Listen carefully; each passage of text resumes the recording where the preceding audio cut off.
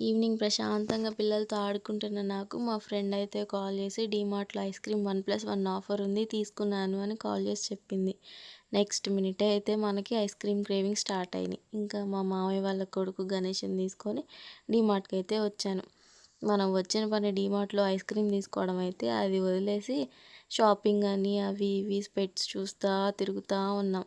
కాసేపటికి అలా పిల్లల బట్టలు కనపడినాయి. ఏమన్నా తీసుకుందాము అని అవి కాసేపు చూశాను.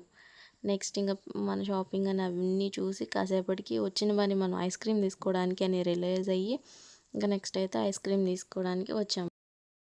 ఇంతకీ ఐస్ క్రీమ్ ఏ ఫ్లేవర్ తీసుకోవాలి, నీకు నచ్చిందా నాకు నచ్చిందా అనుకుంటూ ఫైనల్గా అయితే చాక్లెట్ ఫ్లేవర్ ఐస్ క్రీమ్ తీసుకొని బిల్ వేయించుకున్నాం. బిల్ వేయించుకొని బయటికి రాగానే పాప్కార్న్ ఫ్లేవర్ అయితే స్మెల్కి బాగా టెంప్ట్ అయ్యి పాప్కార్న్ తినాలని ఫిక్స్ అయ్యాము. అక్కడ రష్ చూస్తే బాగా ఉంది. సరే ఎలాగైనా తిందాము అనుకుని బిల్ తీసుకున్నాక కాసేపు వెయిట్ చేయాలి మేడం అన్నారు. ఇంకా అక్కడ వెయిట్ చేసేపాటికి ఐస్ క్రీమ్ ఏమో కరిగిపోతుంది.